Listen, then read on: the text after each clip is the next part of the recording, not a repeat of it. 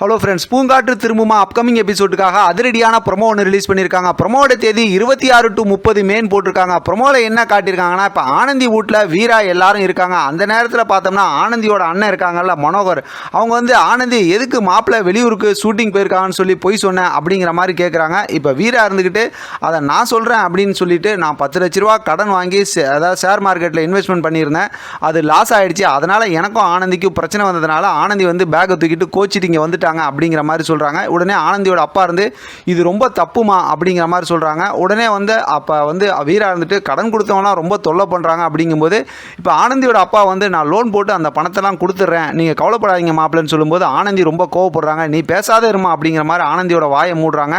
நீ பேக் எடுத்துகிட்டு ஊருக்கு கிளம்பு அப்படின்னு சொல்லும்போது, இல்லை நான் சென்னைக்கெலாம் போக முடியாதுன்னு சொல்கிறாங்க. ஏன் போக முடியாதுன்னு அவங்க அம்மா கேட்குறாங்க. இன்னும் நான் வெளிப்படையாக சொல்லணும்னா இவங்க கூட வாழ முடியாது, இவங்ககிட்ட எனக்கு டிவைஸ் வேணும் அப்படிங்கிற மாதிரி சொல்கிறாங்க. எல்லாருமே அதிர்ச்சி ஆகிறாங்க.